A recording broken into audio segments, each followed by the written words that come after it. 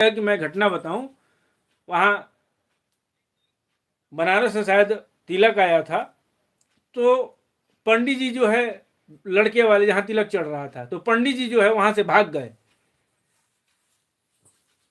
देख करके भाग गए, मंत्र तो दूर था, देख ही करके भाग गए। कहाँ भाग गए भैया, किसी तरह से पकड़ के ले आया गया, और जैसे ही ये केशवाय ने माधवाय ने शुरू हुआ, उसी पर टकटका के वो लोग बोल दिए महाराज रुकिए, तुरंत केशवाय करा दिए।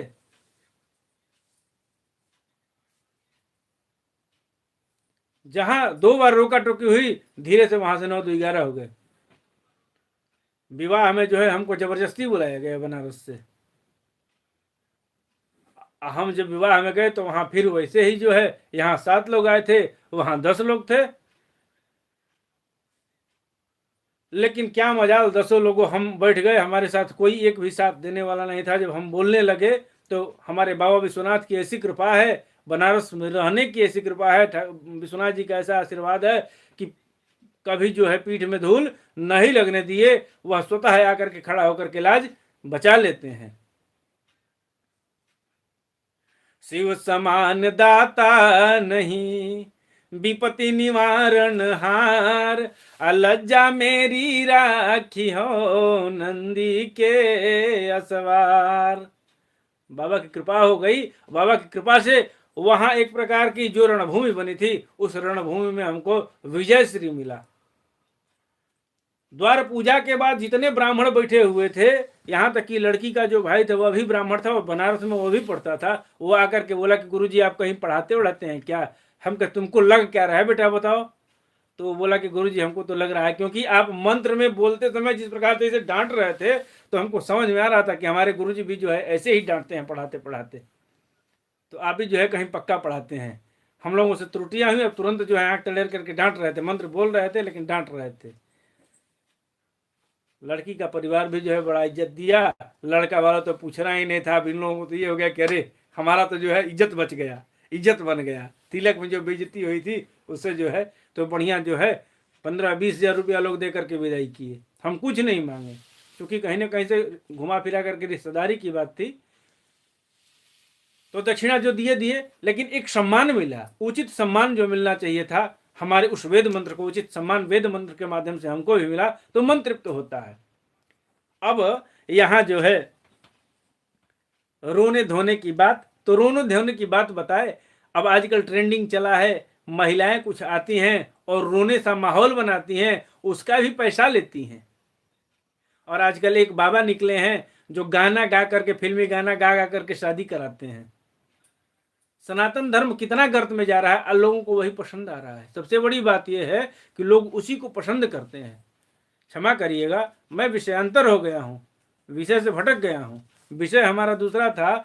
हमने यह सोच रखा था कि इस विषय को जो है मैं छोड़ूंगा नहीं, केवल भागवत की ही बात बताऊंगा। लेकिन इसी अंतर्गत यह प्रसंग आ गया कि शत्रुपा जी जो है और मनु जी अपनी बिटिया को जब दे रहे हैं, कन्यादान कर रहे हैं, तो फिर से आकर के बिटिया गले से लिपट गई, और लिपट गई तो दोनों लोग रोने लगे। तो उस रोने की बात पर जो है इतना बात हमने बढ़ा दिया।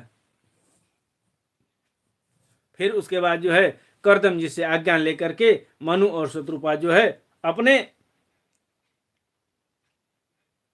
स्थान को पधार गए। कहाँ गए भैया? ब्रह्मवर्त की ओर जो है निकल गए। और जब ब्रह्मवर्त के निवासियों को पता चला कि हमारे राजा आ रहे हैं, तो बड़ी धूमधाम से जो है उनके स्वागत की तैयारियां होने लगी।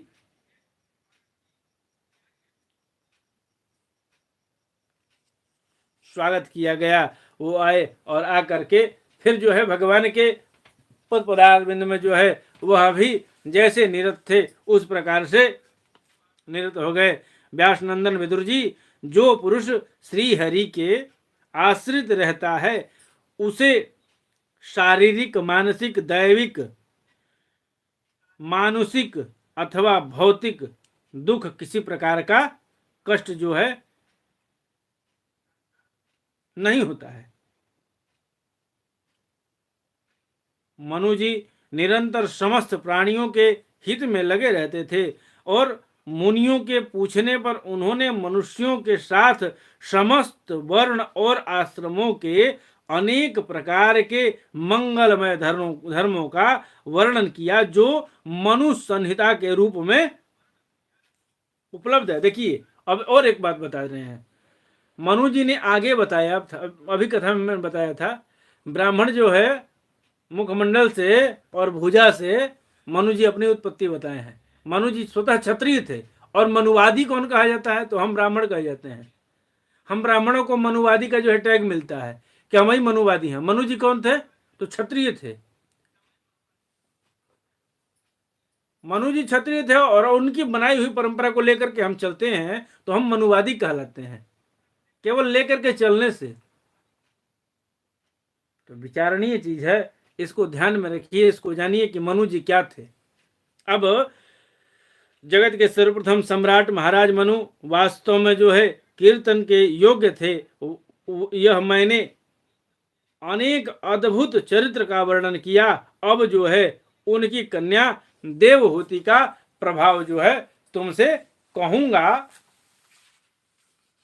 देवहूति का जो है चरित्र का वर्णन अब मैं तुमसे करूंगा, उसको जो है तुम ध्यान पूर्वक सुनना। विदुर जी,